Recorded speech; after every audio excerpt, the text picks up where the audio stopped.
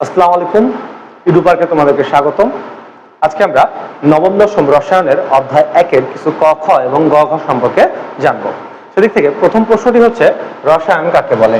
আমরা যদি আসি রসায়ন কাকে বলে, তাহলে আমাদের সংজ্ঞাটি হবে হচ্ছে বিজ্ঞানের যে শাখায় পদার্থের অবস্থা, পদার্থের গঠন এবং পরিবর্তন নিয়ে আলোচনা করা হয় তাকে বলা হচ্ছে রসায়ন। ঠিক আছে, আমি আবারও বলে দিচ্ছি যে বিজ্ঞানের যে শাখায় পদার্থের গঠন, পদার্থের অবস্থা এবং পদার্থের পরিবর্তন নিয়ে আলোচনা করা হয় তাকে রসায়ন বলা হয়। এরপর যে প্রশ্নটি রয়েছে তা হচ্ছে অ্যাটমের ধারণা কে দেন। অ্যাটমের ধারণা কে দেন এটা যদি আমরা জানতে চাই, তাহলে অ্যাটমের ধারণা দেন হচ্ছে বিজ্ঞানী ডেমোক্রিটাস। ডেমোক্রিটাস খ্রিস্টপূর্ব 380 অব্দ, ঠিক আছে, খ্রিস্টপূর্ব 380 অব্দে অ্যাটম সম্পর্কে ধারণা দেন, যেখানে অ্যাটম শব্দের অর্থ হচ্ছে অবিভাজ্য এবং এটাকে বলা হচ্ছে পৃথিবীর প্রত্যেকটা পদার্থের একটা করে অ্যাটম থাকতেছে। অর্থাৎ একটা যে কোনো পদার্থকে আমরা যদি ভাঙতে ভাঙতে ভাঙতে একদম সর্বশেষে নিয়ে যাই, তাহলে সেক্ষেত্রে দেখা যাবে যে ওখানে আমরা যে ক্ষুদ্র কণাটা পাবো তার নাম হচ্ছে অ্যাটম। ঠিক আছে, তো এই মতবাদের সাথে সহমত পোষণ করছিল বিজ্ঞানী কোনার্ড, ঠিক আছে, এবং তার সাথে দ্বিমত পোষণ করছিল বিজ্ঞানী অ্যারিস্টটল। অ্যারিস্টটলের মতে অ্যাটমকেও ভাঙা হয়তো কোনো এক সময় সম্ভব হইতে পারে, সেই জন্য তিনি অ্যাটমের ধারণার বিরোধিতা করেন। এরপরে যেটা রয়েছে সেটা হচ্ছে অ্যালকেমিস্ট কি এবং অ্যালকেমি কাকে বলে। অ্যালকেমিস্ট কি এবং অ্যালকেমি কাকে বলে, এখান থেকে আমাদের তিনটা শব্দ খুব ভালোভাবে জানতে হবে। সেটা হচ্ছে আলকিমিয়া, আলকিমিয়া, আলকেমি এবং আলকেমিস্ট।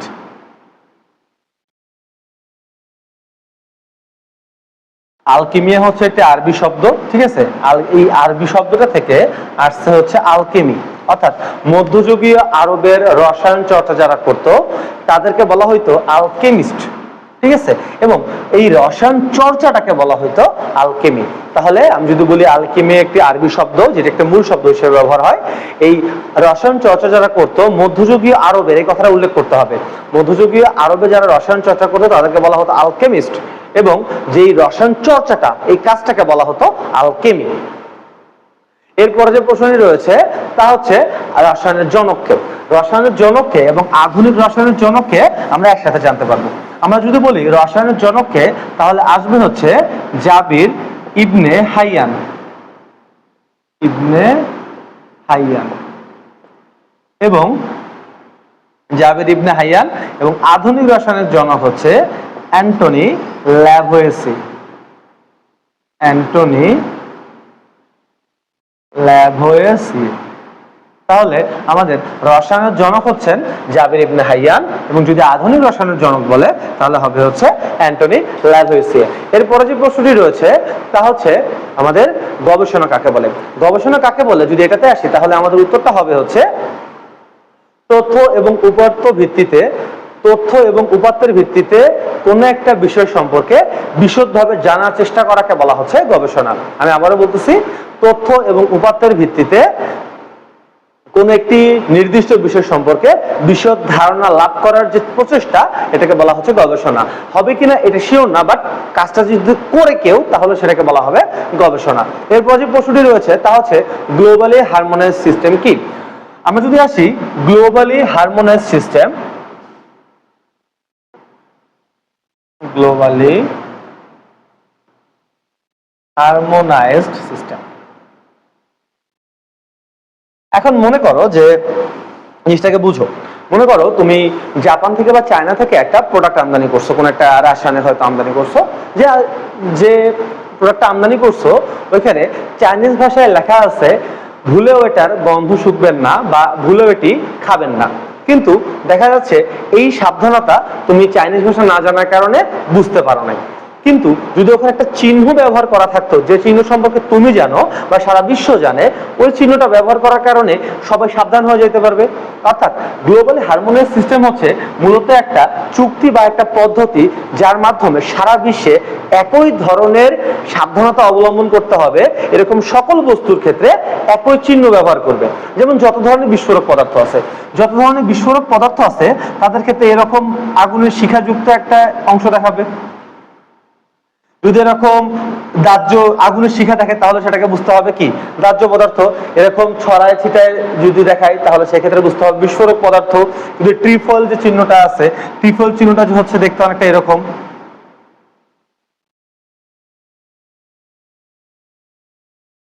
এরকম যদি একটা চিহ্ন দেখায় তাহলে সেটা বুঝতে হবে তেজস্ক্রিয়তা আছে এটার। অর্থাৎ ট্রিফল বা যে কোনো চিহ্নের ক্ষেত্রে দেখা যাবে যে হচ্ছে আমাদের গ্লোবাল হারমোনিয়াস সিস্টেমটা হচ্ছে একটা নির্দিষ্ট চিহ্ন ব্যবহার করার পদ্ধতি, যেটার মাধ্যমে পৃথিবীর সবাই এই চিহ্নটা দেখে পণ্যটা বা পদার্থটা বা রাসায়নিক পদার্থটা ব্যবহার করার সাবধানতাগুলো অবলম্বন করতে পারবে। এরপরে যে প্রশ্নটি রয়েছে তা হচ্ছে দুটি তেজস্ক্রিয় পদার্থের নাম লিখো। আচ্ছা, তেজস্ক্রিয় পদার্থ বলতে আসলে কি বোঝায়? তেজস্ক্রিয় পদার্থ বলতে বোঝাবে যে হচ্ছে পারমাণবিক সংখ্যা 82+ যদি হয় তাহলে সেক্ষেত্রে বলা হচ্ছে যে এটা একটা তেজস্ক্রিয় পদার্থ হইতে পারে, কারণ তাদের ভেতরে কণার সংখ্যা অনেক বেশি পরিমাণে হয়ে যায়। পারমাণবিক সংখ্যা 82-র পরে যে বস্তুগুলো আছে বা যে মৌলিক পদার্থগুলো আছে, এই বস্তুগুলোর ভেতরে কণাগুলো অনেক বেশি থাকার ফলে এর ভেতরে অনেক বেশি পরিমাণে শক্তি জমা থাকে, এবং এই শক্তিগুলা আলফা রশ্মি বা বিটা রশ্মি বা গামা রশ্মি হিসেবে বিচ্ছুরিত হয়, যা বিভিন্ন যন্ত্রের মাধ্যমে নির্ণয় করা যায়। তো এই তেজস্ক্রিয় পদার্থগুলো হচ্ছে আমাদের রেডিয়াম, ইউরেনিয়াম, থোরিয়াম, এগুলো বলতে পারো। এরপরে যে প্রশ্নটি হচ্ছে দুটি বিস্ফোরক পদার্থের নাম লিখো। দুটি বিস্ফোরক পদার্থের নাম হইতে পারে হচ্ছে আমাদের বই দেওয়া আছে নাইট্রোগ্লিসারিন এবং তার সাথে সাথে পার অক্সাইড দেওয়া আছে। এরপরে যেটা রয়েছে সেটা হচ্ছে দুটি দাহ্য পদার্থের নাম লিখো। দুটি দাহ্য পদার্থ, যে কোনো দাহ্য পদার্থের নাম লিখতে পারো, অ্যালকোহল লিখতে পারো, পেট্রোল লিখতে পারো, অক্টেন লিখতে পারো। এই যে বস্তুগুলো আছে মানে খুব সহজে আগুনের সাথে আগুনের সংস্পর্শে আসলে খুব সহজেই বিক্রিয়া করতে পারে বা খুব সহজে জ্বলতে পারে, তাদেরকে বলা হচ্ছে দাহ্য পদার্থ। এরপরে যে প্রশ্নটি রয়েছে তা হচ্ছে সংকর ধাতু বলতে কি বুঝো? আমরা যদি সংকর ধাতু বলতে বুঝি তাহলে সংকর শব্দটার সাথে আমরা কম বেশি সবাই পরিচিত। সংকর কথাটার সাথে যতটা না পরিচিত তার চেয়ে বেশি আমরা হাইব্রিড কথাটার সাথে পরিচিত। হাইব্রিড শব্দের অর্থ হচ্ছে সংকর, মানে একাধিক অংশের সমন্বয় বা একাধিকের সমন্বয়কে বলা হচ্ছে সংকর ধাতু।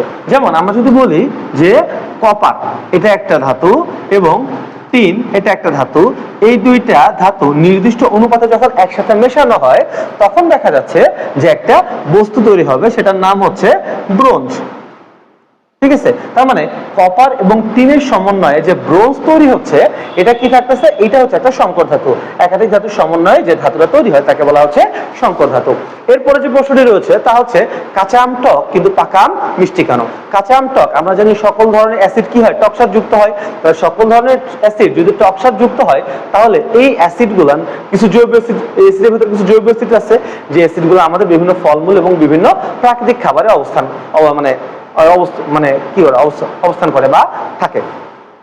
তো সেদিক থেকে দেখা যাচ্ছে যে আমাদের এই যে সাকসিনিক অ্যাসিড, ম্যালিক অ্যাসিড, এই রকমের যে জৈব অ্যাসিডগুলো থাকতেছে এগুলো কাঁচা আমে থাকতেছে। এই কাঁচা আমে এই অ্যাসিডগুলো থাকার ফলে কাঁচা আমটা টকসাদ যুক্ত হচ্ছে। ঠিক আছে, বাট যখন রাসায়নিক বিক্রিয়ার ফলে ভেতরে কিছু জৈব রাসায়নিক বিক্রিয়া ঘটতেছে এবং ক্রমাগত সংশ্লেষণের ফলে ওই আমটার ভেতরে পরিপক্ক হইতে হইতে গ্লুকোজ এবং ফ্রুক্টোজের পরিমাণটা বাড়তে থাকবে। তো গ্লুকোজ এবং ফ্রুক্টোজের পরিমাণটা বাড়তে থাকার ফলে দেখা যাবে আমাদের পাকা আমটা কি হচ্ছে, মিষ্টি স্বাদযুক্ত হচ্ছে। অর্থাৎ কাঁচা আম টক হচ্ছে মূলত সাকসিনিক অ্যাসিড, ম্যালিক অ্যাসিড এরকম জৈব অ্যাসিডের কারণে, এবং পাকা আমটা মিষ্টি হচ্ছে আমাদের গ্লুকোজ ফ্রুক্টোজের আধিক্যের কারণে। তো গ্লুকোজ ফ্রুক্টোজের আধিক্যের কারণে দেখা যাচ্ছে যে পাকা আমটা মিষ্টি হবে। এরপরে যে প্রশ্নটি রয়েছে তা হচ্ছে আমরা অ্যান্টাসিড খাই কেন? আমাদের যদি আমরা দেখি যে অ্যান্টাসিড কেন খাচ্ছি, আমরা সকলেই গ্যাস্ট্রিক বা হচ্ছে আমাদের অ্যাসিডিটির সাথে পরিচিত। আমরা যদি পাকস্থলীর ক্ষেত্রে দেখি তাহলে পাকস্থলীতে আমাদের HCl নামে একটা গ্যাস থাকে, মানে অ্যাসিড থাকতেছে, যেটার নাম হচ্ছে হাইড্রোক্লোরিক অ্যাসিড। খুবই শক্তিশালী একটা অ্যাসিড যা আমাদের খাবারগুলোকে ছোট ছোট টুকরায় ভেঙে বা হজম প্রক্রিয়ায় সহায়তা করে। তাহলে ক্রমাগত একটা ক্ষরণ হইতে থাকে এবং ক্রমাগত ক্ষরণ হইতে থাকে যেটা পেটে জমা হতে থাকে। কোনো কারণে যদি এটার পরিমাণটা অনেক বেশি বেড়ে যায় তখন সেক্ষেত্রে কি হয়, তখন হচ্ছে আমাদের অ্যাসিডিটি অনুভূত হচ্ছে। তাহলে এটাকে আমাদের নির্মূল করার জন্য বা এটাকে প্রশমিত করার জন্য আমাদেরকে ক্ষার ইউজ করতে হবে, ঠিক আছে। অর্থাৎ এখানে যেহেতু অ্যাসিড তৈরি হচ্ছে, তার মানে এটাকে প্রশমিত করার জন্য আমাদেরকে ক্ষার ইউজ করতে হবে। এই ক্ষার বা ক্ষারক হিসেবে আমরা ইউজ করব হচ্ছে ম্যাগনেসিয়াম হাইড্রোক্সাইড এবং আমাদের থাকতেছে হচ্ছে অ্যালুমিনিয়াম হাইড্রোক্সাইড। এই যে ম্যাগনেসিয়াম হাইড্রোক্সাইড এবং অ্যালুমিনিয়াম হাইড্রোক্সাইড, এই দুইটা ক্ষার কি করতেছে, হাইড্রোক্লোরিক অ্যাসিডের সাথে বিক্রিয়া করতেছে এবং সেখান থেকে দেখা যাচ্ছে এখানে MgCl2, এখানে হচ্ছে AlCl3, অ্যালুমিনিয়াম ক্লোরাইড এবং ম্যাগনেসিয়াম ক্লোরাইড। যে লবণগুলা আমাদের তৈরি হচ্ছে, এটা আমাদের কি করতেছে, কোনো সমস্যা করতেছে না, কারণ অ্যাসিডিটি কারণ এগুলো নিরপেক্ষ পদার্থ এবং তার সাথে সাথে পানি উৎপন্ন হচ্ছে। তাহলে এখন প্রশ্ন হচ্ছে ভাই, অ্যান্টাসিডে শুধুমাত্র কেন ম্যাগনেসিয়াম হাইড্রোক্সাইড এবং অ্যালুমিনিয়াম হাইড্রোক্সাইড ব্যবহার করা হলো, কেন অন্য কোনো ক্ষার ব্যবহার করা হলো না? এখন আমাদেরকে মাথায় রাখতে হবে এই যে ক্ষারগুলা যেগুলো ব্যবহার করব, এগুলো অ্যাসিডের সাথে বিক্রিয়া করবে এবং লবণ পানি উৎপন্ন করবে। আমাদেরকে অবশ্যই মাথায় রাখতে হবে যেন এখান থেকে উৎপন্ন লবণ এবং পানিটা কখনোই আমাদের ক্ষতির কারণ না হয়, সেজন্য যেটা সবচেয়ে সেফ জোন সেটাকে ব্যবহার করা হচ্ছে। তাই ম্যাগনেসিয়াম হাইড্রোক্সাইড এবং অ্যালুমিনিয়াম হাইড্রোক্সাইডকে ব্যবহার করা হচ্ছে। এরপরে যে প্রশ্নটি রয়েছে তা হচ্ছে মোম কেরোসিন বা হাইড্রোকার্বনের দহন ব্যাখ্যা করো। আচ্ছা, মোম কেরোসিন বা হাইড্রোজেনের দহন যদি ব্যাখ্যা করতে চাই, তাহলে সেক্ষেত্রে আমাদেরকে দেখতে হবে হাইড্রোকার্বন জিনিসটা কি। কার্বন এবং হাইড্রোজেনের সমন্বয়ে গঠিত যে যৌগগুলা, সেগুলোকে বলা হচ্ছে হাইড্রোকার্বন। তাহলে হাইড্রোকার্বন কি হইতে পারে, কেরোসিন হইতে পারে অথবা মোম হইতে পারে বা যে কোনো হইতে পারে, যেমন পেট্রোলও হইতে পারে, কোনো সমস্যা নেই, পেট্রোল একটা হাইড্রোকার্বন। তাহলে এগুলোর সাথে কি হচ্ছে, অক্সিজেনের সাথে বিক্রিয়া ঘটে তারা কি তৈরি করতেছে, তারা হচ্ছে কার্বন ডাই অক্সাইড তৈরি করতেছে, পানি তৈরি করতেছে এবং তার সাথে সাথে শক্তি উন্মুক্ত করতেছে বা শক্তি উৎপন্ন করতেছে। তাহলে এখানে যখন অক্সিজেনের সাথে দহন বিক্রিয়া ঘটতেছে, অক্সিজেনের সাথে দহন বিক্রিয়া ঘটার ফলে এখানে কার্বন ডাই অক্সাইড এবং কি হচ্ছে, আমাদের পানি উৎপন্ন হচ্ছে। পানিটা অবশ্য জলীয় বাষ্প হিসেবে থাকবে। তাহলে এখন আমাদের এই যে এই দহনটাকে এই বিক্রিয়া আকারে যদি লিখি, তাহলে সেক্ষেত্রে আমাদের নম্বর অবশ্যই বেশি পাওয়ার সম্ভাবনা থাকবে, ঠিক আছে। তা বিক্রিয়াটা তোমরা উঠায় নিতে পারো। এরপরে যে প্রশ্নটি রয়েছে তা হলো, ল্যাবরেটরিতে বেনজিন নিয়ে কাজ করার সময় তুমি কি কি সতর্কতা অবলম্বন করবে? দেখো ভাইয়া, একাধারে বেনজিন হচ্ছে একটা বিষাক্ত পদার্থ, ঠিক আছে, বা আরেকটা একদিকে হচ্ছে আমাদের হচ্ছে স্বাস্থ্য ঝুঁকিপূর্ণ পদার্থ। তাই এর ক্ষেত্রে কি করতে হবে, আমাদেরকে মাস্ক ইউজ করতে হবে, যেন নাকের মাধ্যমে যে আমরা প্রশ্বাসটা গ্রহণ করবো সেটা যেন অবশ্যই পিউরিফাই করে গ্রহণ করতে পারি। এরপরে আমাদেরকে গগলস বা চশমা ব্যবহার করতে হবে, যেটা আমাদের চোখটাকে সুরক্ষা দেবে। যেটা আমাদেরকে অ্যাপ্রন ব্যবহার করতে হবে, যে আমাদের ত্বকে সুরক্ষা দেবে। আমাদেরকে অবশ্যই জুতা ব্যবহার করতে হবে, জুতা বলতে আমরা শু বলতে যেটা বুঝি আর কি, চামড়ার জুতা। তো এই শুটা ব্যবহার করতে হবে, যেটা আমাদের পায়ের সুরক্ষা দেবে, এবং তার পাশাপাশি অবশ্যই গ্লোভস ব্যবহার করতে হবে, যারা আমাদের হাতের সুরক্ষা দেবে। এরকম সুরক্ষাগুলো নিয়ে অবশ্যই কাজ করতে হবে আমাদেরকে। এরপর যে প্রশ্নটি রয়েছে তা হচ্ছে, আমাদের জীবনে রসায়নের গুরুত্ব বর্ণনা করো। আমাদের জীবনে রসায়নের গুরুত্ব যদি বর্ণনা করতে হয়, তাহলে অবশ্যই পয়েন্ট আকারে বর্ণনা করতে হবে। যেমন হচ্ছে আমাদের কৃষি ক্ষেত্রে একটা পয়েন্ট হইতে পারে, এটার কয়েকটা ব্যবহার লিখে দিবা। তারপর হচ্ছে দৈনন্দিন জীবনে ব্যবহার, এটা একটা ব্যবহার হইতে পারে। প্রসাধনীতে ব্যবহার, এটা একটা ব্যবহার হইতে পারে। অ্যান্টাসিডের ব্যবহার, এটা একটা হইতে পারে। অর্থাৎ বিভিন্ন ধরনের ব্যবহারগুলোকে আমাদের গুছায় লিখতে হবে। এটা বইটা একবার রিডিং করলে আনাফ।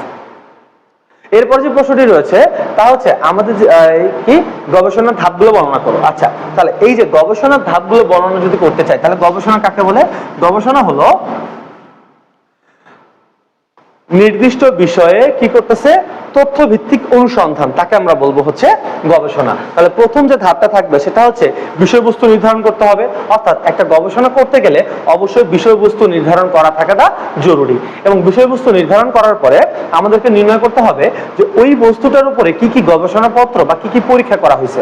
অর্থাৎ তাহলে এই যে কোনো গবেষণার ক্ষেত্রে কি কি রিস্ক ফ্যাক্টর থাকতে পারে, এগুলো আমাদের শেখা হয়ে যাবে। এরপরে যে ধাপটি রয়েছে, আমরা প্রথমে বিষয়বস্তু নির্ধারণ করলাম, তারপরে হচ্ছে এই সম্পর্কিত তথ্য উপাত্ত এবং আর্টিকেলগুলো পড়লাম। তারপরে যেটা করব সেটা হচ্ছে আমাদেরকে প্রয়োজনীয় বস্তু সংগ্রহ করতে হবে পরীক্ষণের জন্য। অর্থাৎ আমরা যে পরীক্ষাটা করব বা আমরা যে গবেষণার মূল কাজটা করব, এর জন্য কি কি উপাদান লাগবে এবং এর জন্য কি কি সতর্কতা উপাদান লাগবে, মানে আমাদের সেফটির জন্য, সেটা আমাদেরকে ইনশিওর করতে হবে। এরপরে যে ধাপটি রয়েছে তা হচ্ছে পরীক্ষণ। এই পরীক্ষণ যে ধাপটা আছে, এই পরীক্ষণ ধাপের মাধ্যমে মূলত মূল গবেষণাটা বা মূল কাজটা আসলে করা হবে।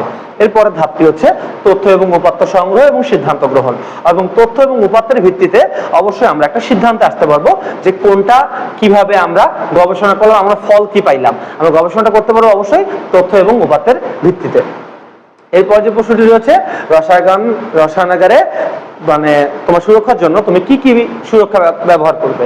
ওই যে আবারও একটু আগে বলে দিলাম, আবারও বলতেছি, চোখের সুরক্ষার জন্য গগলস বা ল্যাবরেটরি চশমা ব্যবহার করতে হবে।